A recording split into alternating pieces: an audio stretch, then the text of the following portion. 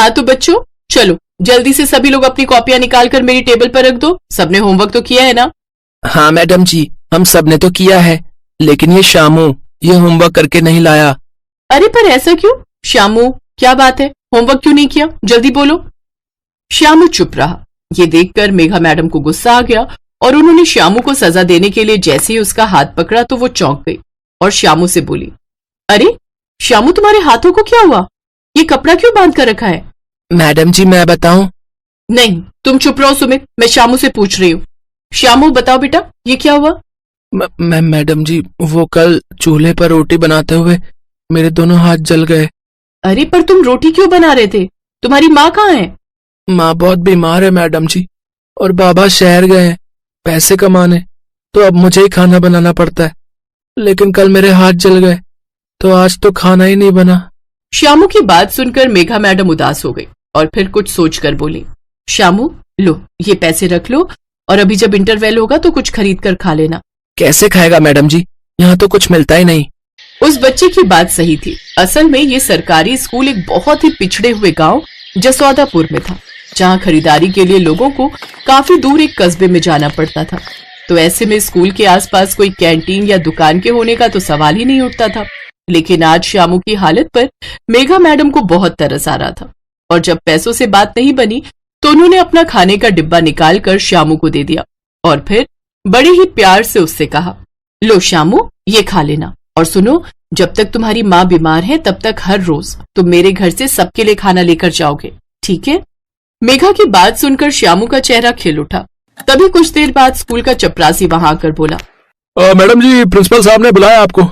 अब मैं क्लास के बाद आकर उनसे मिलती हूँ। नहीं मैडम जी, साहब बहुत गुस्से में, अभी के अभी बुलाया। पर मैं अभी क्लास ले रही हूँ ना। मेघा ने ये कहकर उस चपरासी को वहां से वापस भेज दिया और फिर करीब 2 महीनों के बाद, हाँ तो श्यामू संज्ञा और सर्वनाम की परिभाषा हो गई? जी मैडम जी हो गई। और सुमित तुमने पहाड़े लिख लिए? हाँ मैडम जी। अच्छी बात है। स्कूल की छुट्टी भी होने वाली है तो अभी मेरा ध्यान बच्चों पर होगा, तब तक तुम दोनों होमवर्क कर लो, ठीक है? मैडम जी हम भी आपकी मदद करें मैगी बनाने में? नहीं नहीं, तुम अपनी पढ़ाई पर ध्यान दो श्यामू, ये सब मैं संभाल लूंगी। ये बहुत अजीब था कि अच्छी खासी सैलरी पाने वाली एक सरकारी स्कूल टीचर इतनी मजबूर हो गई कि उसे अपने गुजारे के लिए मैगी का ठेला चलाना पड़ रहा था। ये सच था, मेघा को नौकरी से निकाल दिया गया था और वो उसी स्कूल के बाहर मैगी का ठेला चला रही थी जहाँ स्कूल के इंटरवेल और छुट्टी के वक्त बच्चों की भीड़ लग जाया करती थी। मैडम जी मुझे एक मैगी चाहिए। मैडम जी मुझे भी। मैडम जी मुझे तो 3 प्लेट मैगी चाहिए। अच्छा, और तीनों प्लेट तुम ही खाओगे क्या? नहीं मैडम जी, एक मेरी, एक कन्हैया की और एक गौरी के लिए। तब ठीक है। ये कहकर मेघा फटाफट सभी बच्चों को मैगी की प्लेट्स पकड़ाने लगी जो उसने पहले से ही बनाकर रखी हुई थी। चंद मिनटों में ही मेघा की बनाई हुई सारी मैगी खत्म हो गई और ठीक उसी वक्त एक कार मेघा के ठेले के पास आकर रुकी और उसमें से एक आदमी बाहर निकला। एक प्लेट मैगी मिल सकती है क्या? सॉरी सर, आपको थोड़ा सा वेट करना पड़ेगा, बस 2 मिनट में बन जाएगी। अरे नो प्रॉब्लम, आप आराम से बनाइए, मैं वेट कर रहा हूँ। उस आदमी का नाम अभिलाष था जो मेघा को मैगी बनाते हुए बड़े गौर से देख रहा था। तभी उसकी नजर पास ही बैठे उन बच्चों पर पड़ी जिन्हें अपने काम के साथ साथ मेघा पढ़ा भी रही थी। ये देखकर अभिलाष ने मेघा से पूछा, ये बच्चे स्कूल नहीं जाते क्या? जाते थे, लेकिन जब से नए मास्टर जी आए तब से स्कूल में पढ़ाई नहीं होती, बस इसीलिए अब हम मैडम जी से पढ़ने आते हैं। सुमित चुप हो जाओ और अपना काम करो। अब सर ये लीजिए आपकी मैगी। मेघा ने जिस तरह सुमित को डांटा था वो देखकर अभिलाष की आगे कुछ भी पूछने की हिम्मत नहीं हुई। उसने चुपचाप मैगी खाई और फिर मेघा को पैसे देकर वहां से चला गया। मेघा ये देखकर चौंक गई कि अभिलाष की गाड़ी वहां से सीधा स्कूल के अंदर गई और फिर यहाँ सब कुछ ठीक है सर, बल्कि एकदम बढ़िया है। आपको जरूर किसी से गलत इन्फॉर्मेशन मिली है। क्या गलत है और क्या सही, ये मैं खुद पता लगा लूंगा चौधरी जी। फिलहाल मुझे आपके स्टाफ से मिलना है और बच्चों से भी। अरे सर उसकी क्या जरूरत है, आप मेरे साथ घर चलिए ना, आपके लिए स्पेशल लंच बनवाया है मैंने। और उसके बाद मैं यहाँ लंच करने नहीं बल्कि स्कूल का इंस्पेक्शन करने आया हूँ मिस्टर चौधरी, और आप मुझे मेरा काम करने दीजिए वरना आपके लिए अच्छा नहीं होगा। असल में अभिलाष इस इलाके का जिला शिक्षा अधिकारी था जो आया तो स्कूल के इंस्पेक्शन के लिए था, लेकिन अब उसे मेघा के बारे में भी जानना था। और फिर क्या तुम सच कह रहे हो? वो मैगी का ठेला चलाने वाली यहाँ टीचर थी, पर उन्हें नौकरी से किसने निकाला और क्यों? मेघा मैडम को परेशान तो काफी समय से किया जा रहा था साहब, पर उस दिन तो हद ही हो गई। जी सर, आपने मुझे बुलाया था। बुलाया तो आधे घंटे पहले था, पर तुम अब आई हो, हैं? तुम्हारा यही इनडिसिप्लिन तुम्हारी नौकरी खाएगा, मैं बता रहा हूं तुम्हें। हाँ सर, वो मेरा क्लास लेने का टाइम था। अगर मैं बच्चों को छोड़कर यहाँ आती तो मेरे हिसाब से वो इनडिसिप्लिन होता। एनीवे, आपको मुझसे कुछ कहना था? कह तो बहुत समय से रहा हूं, पर तुम सुनती कहाँ हो। देखो मेघा, सीधी तरह मान जाओ और ट्रांसफर ले लो, वरना। मैं भी आपसे कई बार कह चुकी हूँ सर कि मैं यहाँ से कहीं नहीं जाऊंगी। आपको अपने रिश्तेदार को यहाँ लाना है तो किसी और तरह से लाइए। यहाँ के बच्चों को मेरी जरूरत है और मैं उन्हें छोड़कर कहीं नहीं जाऊंगी। मेघा मैडम नहीं मानी और फिर प्रिंसिपल साहब ने मेघा मैडम पर चोरी का इल्जाम लगाकर उन्हें नौकरी से निकाल दिया। अरे पर ऐसे कैसे? चोरी का कोई सबूत भी तो होना चाहिए ना। और मेघा ने इस सब की शिकायत क्यों नहीं की? कैसे करती? प्रिंसिपल साहब ने बड़ा दिमाग लगाया था। स्कूल से कंप्यूटर खुद चोरी करवाकर रात के वक्त जो है मेघा मैडम के घर रखवा दिए, और तो और गांव के कुछ लोगों को पैसे खिलाकर मेघा मैडम के खिलाफ गवाही भी दिलवा दी। अब आप ही बताइए साहब, बेचारी मेघा मैडम क्या करती? लेकिन उनका दिल देखिए, इतना सब कुछ होने पर भी वो इस गांव को और यहाँ के बच्चों को छोड़कर नहीं गई।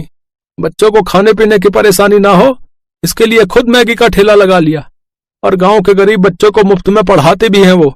सारी सच्चाई जानकर अभिलाष को मेघा के लिए बहुत बुरा लगा। उसने मेघा के मामले में खुद से पड़ताल की और फिर ठीक एक हफ्ते के बाद। मिस मेघा, आज से आप इस स्कूल के प्रिंसिपल हैं। मिस्टर चौधरी और उनके रिश्तेदार अब सस्पेंडेड हैं, तो अब से आप वो मैगी का ठेला छोड़कर इस स्कूल को संभालिए। आपने मेरे लिए जो कुछ किया उसके लिए थैंक्स, बट सर मैं चाहती हूँ कि मेरा मैगी का ठेला बंद ना किया जाए, क्योंकि मेरे साथ साथ बच्चों को उसकी भी जरूरत है। मैं उस ठेले को स्कूल के अंदर लाकर स्कूल की कैंटीन के रूप में चलाना चाहती हूँ सर। अभिलाष ने मुस्कुराकर मेघा को हाँ कहा और इसी के साथ मेघा पूरे गांव में मैगी वाली मैडम के नाम से मशहूर हो गई, जो अब अपने स्कूल और वहां के बच्चों का सुनहरा भविष्य लिखने के लिए बिल्कुल तैयार थी।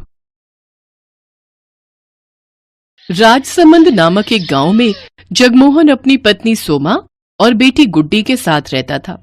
जगमोहन के पास जमीन तो थी, लेकिन साधन ना के बराबर थे। कुछ समय पहले उसके पास बैल थे, लेकिन घर के हालात बिगड़ने के कारण उसने उन्हें बेच दिया। उनकी हालत बहुत ही दयनीय स्थिति में थी। घर के हालात देख उसकी पत्नी सोमा ने उससे कहा, मेरी बात मान लीजिए जी, मुझे ठाकुर के यहाँ काम करने दीजिए। साफ सफाई और घर के काम ही तो करने हैं। क्या फर्क पड़ जाएगा अगर मैं वहां जाकर काम कर दूं? कम से कम घर के राशन पानी का तो खर्चा निकल ही जाएगा। ऐसी बात मत किया कर रेनू की माँ, तेरी बातें मेरे दिल को छलनी कर देती हैं।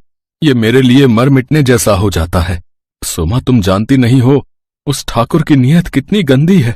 वो अपने घर पर काम करने वाली हर औरत पर बुरी नजर रखता है, और मैं नहीं चाहता कि वहां जाकर तुम भी उसकी गंदी नजर का शिकार बनो। ना ना, मुझसे तो नहीं देखा जाएगा, और मैं तो गांव में किसी को अपना मुंह भी नहीं दिखा पाऊंगा। नहीं नहीं, तू वहां काम करने नहीं जाएगी बस। जगमोहन दिन भर इसी चिंता में रहता था कि वो अपनी पत्नी और बच्ची को ढंग का खाना और कपड़े तक भी नहीं दे पा रहा था। वो फटे पुराने कपड़े पहनकर ही गुजारा चला रहे थे। जगमोहन जब भी गांव में किसी से मदद मांगने जाता कि हल और बैल दे दो या ट्रैक्टर उसके खेतों में चला दो, तो सभी उसे मना कर देते। एक दिन अपने खेतों को फावड़े से खोदते खोदते वो अधमरा सा हो गया। उसकी सूखी जमीन पर फावड़ा भी नहीं चल रहा था, लेकिन वो लगातार फावड़ा चलाए जा रहा था। उसकी आंखों के सामने बार बार अपने परिवार का चेहरा आ रहा था। उधर गांव का ठाकुर गीदड़ की तरह नजरें गड़ाए बैठा था कि कब जगमोहन मदद के लिए उसके पास आए और वो उसकी जमीन हथिया ले। वो जब भी जगमोहन से मिलता था तो उसे एक ही बात कहता था, जगमोहन, रे तुझे कितनी बार कहा है अपनी जमीन मुझे दे दे, मैं तुझे उसके अच्छे दाम दे दूंगा। नहीं साहब, पैसे तो एक दिन खत्म हो जाएंगे, लेकिन जमीन ये मेरे पूर्वजों की निशानी है, भला इन्हें मैं कैसे बेच सकता हूँ। ये कहकर जगमोहन चला जाता है। ऐसे ही कुछ दिन बीत जाते हैं। एक रोज सोमा उससे कहती है, सुनिए जी, घर में आटा नहीं बचा है और ना अचार सब्जी कुछ भी खाने को नहीं है। अब हम क्या खाएंगे जी? सोमा, तू रेनू के लिए कुछ देख है तो हम तो भूखे भी सो जाएंगे। लेकिन आपने भी तो सुबह से कुछ नहीं खाया जी, आपको भी तो भूख लगी होगी ना। भूख तो लगी है सोमा, लेकिन मेरी जेब में पैसे नहीं है कि मैं बाजार जाकर आटा खरीद सकूं, और खेत पूरी तरह बंजर है, उसमें घास तक का एक अंश नहीं होता है। अपने पति की लाचारी देख सोमा को उस पर दया आती है। फिर उसका ध्यान अपने पति की बात पर जाता है और वो आंगन में लगी घास को देखती है। फिर उसे तोड़कर लाती है और उसे पतीले में उबाल लेती है। फिर सिलबट्टे पर पीसकर उसका पेस्ट बना लेती है और उसमें नमक, मिर्च, हल्दी, अजवाइन मिलाकर उसे तवे पर डाल देती है। फिर उसकी गोल सी रोटी बनाकर तैयार कर लेती है। ये ले रेनू, मेरी बच्ची, अपनी माँ को माफ करना। घास की रोटी बनाने के अलावा मेरे पास और कोई चारा नहीं था। तो क्या हुआ माँ? मास्टर जी कहते हैं हमारे महाराणा प्रताप भी जब जंगल में रहे थे तो उन्होंने भी यही हरे घास की रोटियां खाई थी, तो फिर हम क्यों नहीं खा सकते? बिल्कुल सच कहा मेरी बच्ची। फिर जैसे ही रेनू और जगमोहन उसे अपने मुंह में डालते हैं तो उसे खाकर कहते हैं, वाह माँ, ये तो बड़ा ही स्वादिष्ट है। हाँ सुमा, ये तो लाजवाब है। की आंखों से आंसू बहने लगते हैं। मैं जानती हूँ ये इतनी अच्छी नहीं है, आप दोनों बस मेरा मन रखने के लिए कह रहे हैं। फिर उन तीनों की आंखों से आंसू बहने लगते हैं। तभी दरवाजे पर कोई आदमी आता है। जी, ये जगमोहन जी का घर है। जी हाँ। तभी जगमोहन आता है। क्या बात है भाई साहब? दरअसल मैं लॉटरी विभाग से आया हूँ। कुछ महीने पहले जो आपने लॉटरी खरीदी थी उसका आज रिजल्ट आया है और आपने इस लॉटरी को जीत लिया है, जिसका इनाम पूरे 25 लाख रुपए है। 25 लाख रुपए? और साथ में ये, हाँ जी, और साथ में ये आज का खाना हमारी कंपनी की तरफ से आपके लिए। ये सुनकर जगमोहन, सोमा और रेनू सब बहुत ही खुश होते हैं। अब उनके दिन बदल जाते हैं। जगमोहन ट्रैक्टर बुलवाकर अपने खेतों पर चलवाता है, जिससे उसकी बंजर भूमि में जान आ जाती है और उसमें फसल उगाती है। साथ ही वो अपने लिए पक्का घर भी बनवा लेता है और अब शहरों से नई नई खाद लाकर अपने खेतों पर डालता है, जिससे उसकी फसल अच्छे से तैयार हो जाती है और वो उससे भी काफी पैसे कमाने लगता है। देखते ही देखते अब वो उस गांव का सबसे अमीर आदमी बन जाता है। अब वो अपने परिवार की हर इच्छा पूरी करता है और खुशी खुशी उनके साथ रहने लगता है।